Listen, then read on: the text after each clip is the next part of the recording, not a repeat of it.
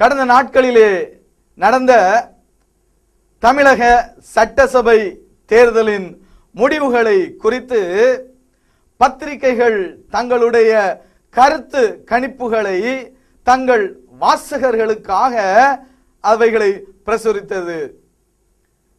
TV channels தங்களுடைய வாசகர்களுக்காக தங்களுடைய கருத்து கணிப்புகளை அது வெளியிட்டது. அதாவது நடக்க போகிற தமிழக சட்டசபை தேர்தலிலே எந்த கட்சி எத்தனை இடங்களை எடுத்து அது ஆட்சிக்கு வரப்போகிறது என்பதை குறித்து அது கருத்துக்களை வெளியிட்டது.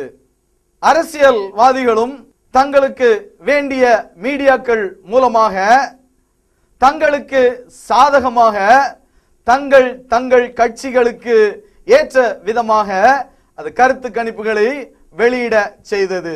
அதாவது எந்த கட்சி வெற்றி பெறும் என்பதை அங்கே டிவியிலோ அல்லது பத்திரிகைகளிலோ அது வெளிவந்து அது மக்கள் மத்தியிலே ஒரு ட்ரெண்டை அது கிரியேட் பண்ணினா மக்கள் அந்த வெற்றி வாய்ப்புள்ள அரசியல் கட்சிகளுக்கு ஓட்டு போடுவார்கள் என்ற நம்பிக்கையிலே அரசியல்வாதிகளும் தங்கள் பங்குக்கு தங்களுக்கு முடிந்த காரியங்கள் எல்லாவற்றையும் அவர்கள் செய்தார்கள்.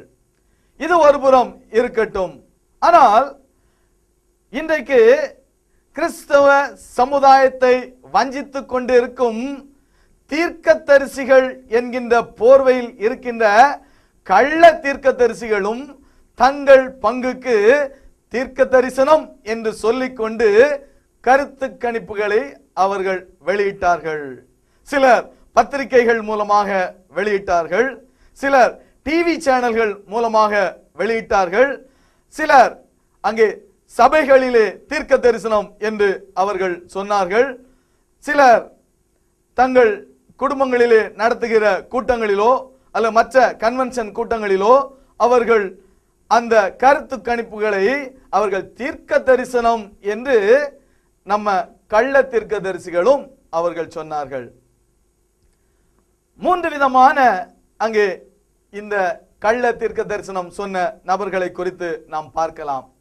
முதலாவது பீலேயாம் என்கின்ற கூலிக்காக தீர்க்க தரிசனம் சொல்லுகின்ற, கூலிக்காக பணத்திற்காக ஊழியம் செய்கின்ற ஊழியக்காரர்களை போன்று இன்றைய கள்ள தீர்க்கதரிசிகள் பலர் பணத்திற்காக தீர்க்க தரிசனம் சொன்னார்கள். அரசியல்வாதிகள் இன்றைக்கு எந்த ஒரு சூழ்நிலையையும் தங்களுக்கு சாதகமாக அவர்கள் பயன்படுத்திக் கொள்வார்கள். அவர்கள் இப்படிப்பட்ட பணத்திற்காக தீர்க்க தரிசனம் சொல்லுகின்ற தீர்க்கதரிசிகளை பிடித்து அவர்களுக்கு பணம் கொடுத்து தங்கள் கட்சி ஜெயிக்கும், தங்கள் கட்சி தலைவர் முதல்வராக வருவார் என்று தீர்க்க தரிசனம் உரைப்பதற்காக பணத்தை கொடுத்து செட்டப் பண்ணினார்கள். அந்த பணத்தை வாங்கி கொண்டு நம்முடைய கள்ள தீர்க்கதரிசிகள் பலர் அந்தந்த கட்சிகளுக்கு சார்பாக அவர்கள் தீர்க்க தரிசனம் சொன்னார்கள்.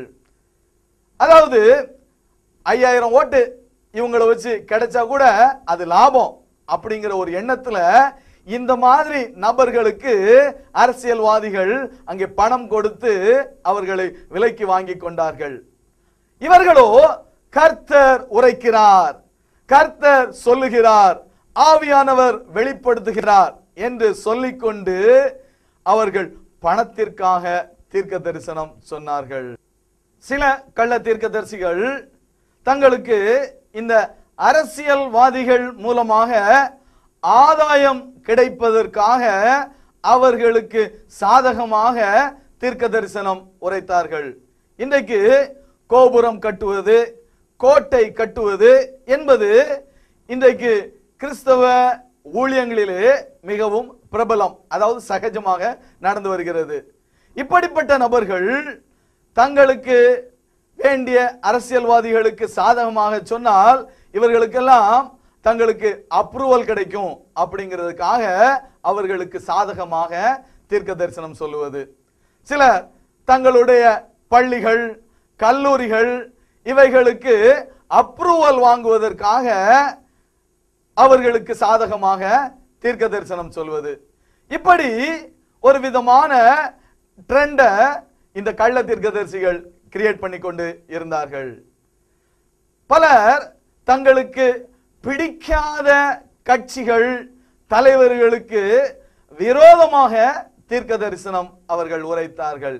இப்படி பீலேயாமின் வழியிலே கூலிக்காக நடந்து தீர்க்க தரிசனம் உரைத்த கள்ள தீர்க்கதரிசிகள் ஒருபுறம், இன்னொன்று தாங்கள் யூகிக்கின்ற தரிசனங்களை, தாங்கள் யூகிக்கின்ற காரியங்களை கர்த்தர் உரைத்தார் என்று சொல்லுகின்ற, தீர்க்க தரிசனம் சொல்லுகின்ற இன்னொரு கூட்டம்.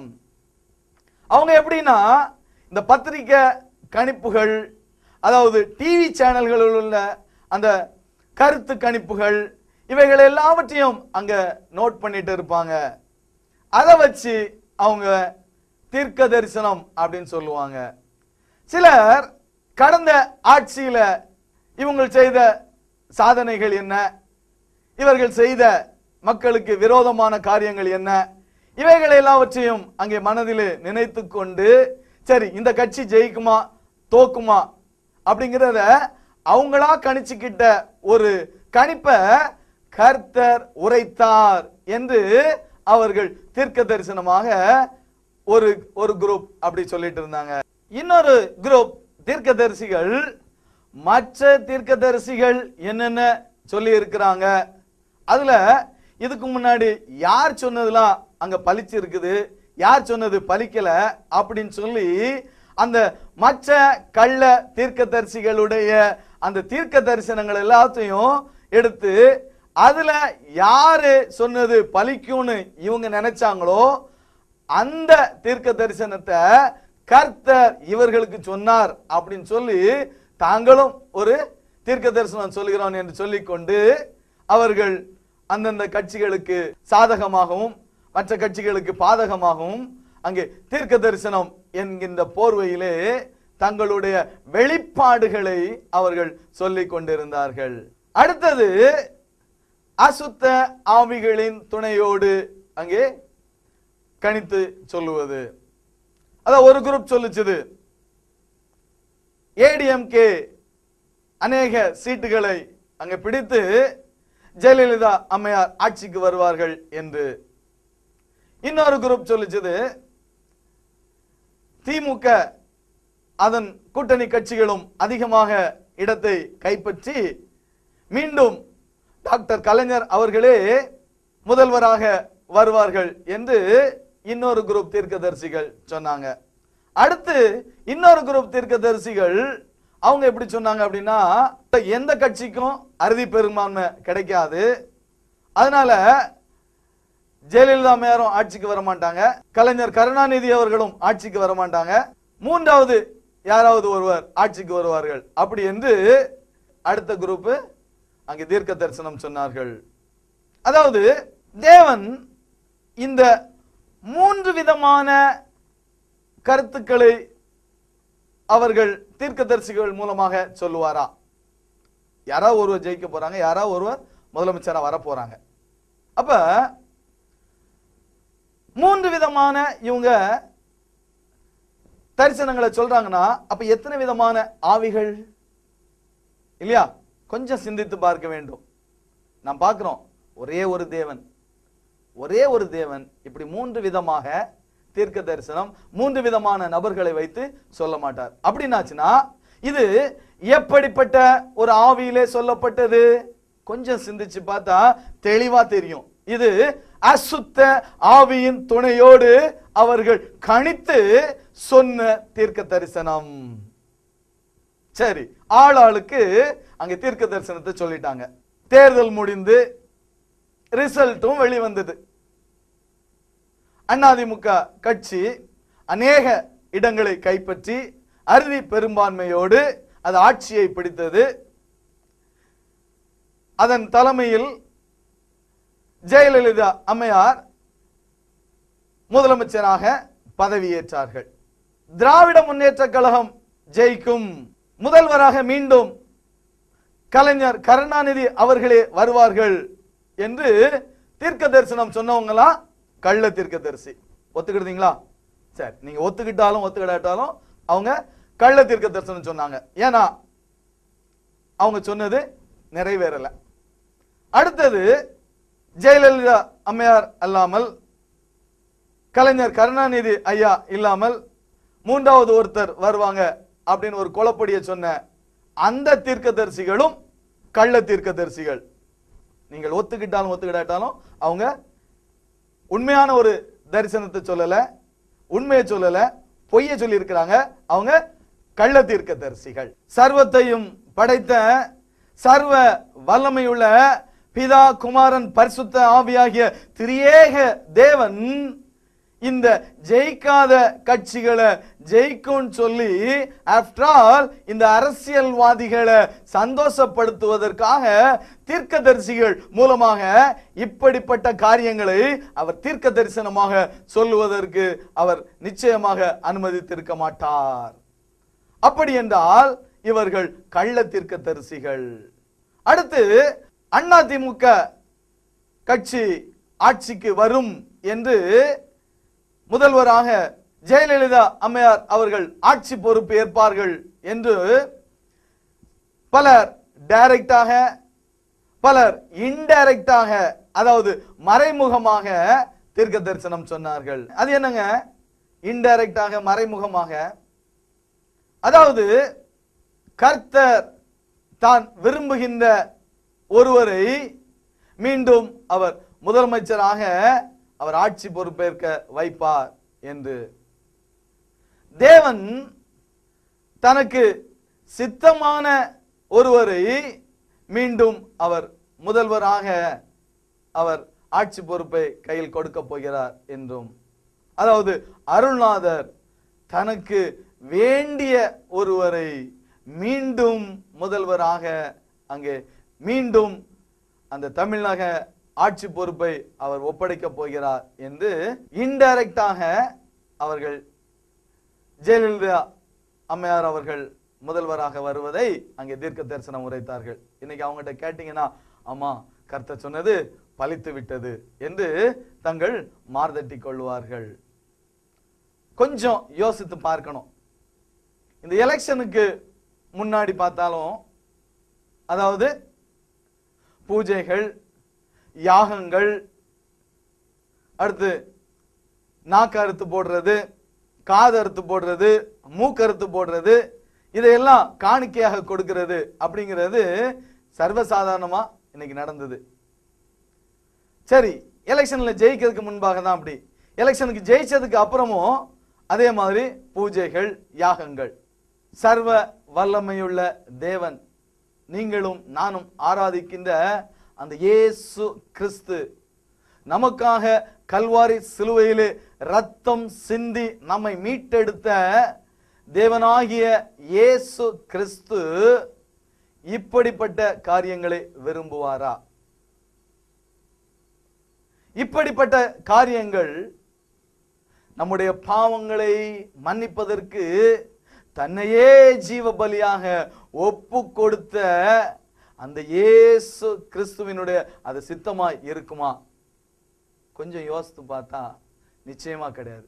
அப்படின்னா இவர்களுடைய தேவன் அது வேறொரு ஆவி. இன்னொரு காரியத்தை புரிஞ்சுக்கணும்.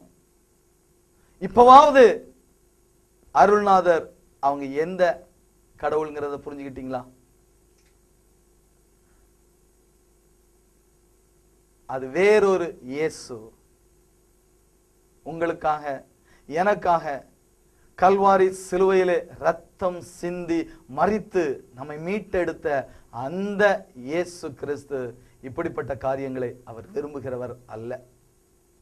இவர்கள் பிரசங்கிக்கிற அருள்நாதர் நிச்சயமாக அவங்க இயேசு கிறிஸ்து அல்லவே அல்ல என்பது நமக்கு தெளிவாக தெரிகிறது. அடுத்ததாக ஏடிஎம்கே கட்சி அமோக வெற்றி பெற்று ஜெயலலிதா அம்மையார் மீண்டும் ஆட்சி பொறுப்பேற்பார்கள் என்று சிலர் தீர்க்க தரிசனம் சொன்னார்கள். அப்படின்னா இவங்க எல்லாம் உண்மையான தீர்க்கதரிசிகள் அப்படி என்று நீங்கள் நினைக்க தோன்றும். அதுக்கு முன்னாடி ஒரு சில காரியங்களை சிந்திக்க வேண்டும். அதாவது ஒரு எக்ஸாம்பிள், ஒரு பாஸ்டர் எடுத்துக்கொள்வோமே. பாஸ்டர் ஆல்வின் என்பவர், அவர் இப்படித்தான் தீர்க்க தரிசனம் சொன்னார். அதாவது அதிமுக கட்சி பெரும்பான்மை பெற்று மீண்டும் ஜெயலலிதா அம்மையார் ஆட்சி பொறுப்பேற்பார்கள் அப்படிங்கிறத அவர் டிவியிலையும் அவர் யூடியூப்லையும் போட்டு தன்னை ஒரு உண்மையான தீர்க்கதரிசி என்று அவர் விளம்பரப்படுத்திக் கொள்கிறார். அதாவது இந்த பாஸ்டர் ஆல்வின் வருஷம் அவர் தீர்க்க தரிசனம் சொல்லுவார். 2011க்கு தீர்க்க தரிசனம் சொன்னார். 2010 அவர் தீர்க்க தரிசனம் சொன்னார். 2009 ஆண்டு அவர் தீர்க்க தரிசனம் சொன்னார். இவர் இந்த கடந்த நாட்களிலே சொன்ன எல்லா தீர்க்க தரிசனங்களும் அவைகள் நிறைவேறினதா, அவைகள் எல்லாம் பலித்ததா அப்படின்னு ஒரு கணம் நம்ம சிந்திச்சு பார்க்கணும். அவங்க சபை மக்களே போய் நம்ம கேட்டு பார்ப்போங்க. அவங்களே சொல்லுவாங்க, ஒரு சிலது பலிச்சதுங்க, ஒரு சிலது அது நிறைவேறவில்லை.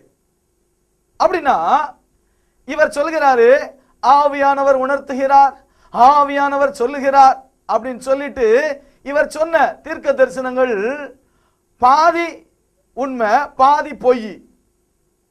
பரிசுத்த ஆவியானவர் இப்படி ஒரு சில நேரம் பொய்யை சொல்வதற்கும் ஒரு சில நேரம் உண்மையை சொல்வதற்கும் நடத்துகிற தேவன் அல்லவே அல்லவ.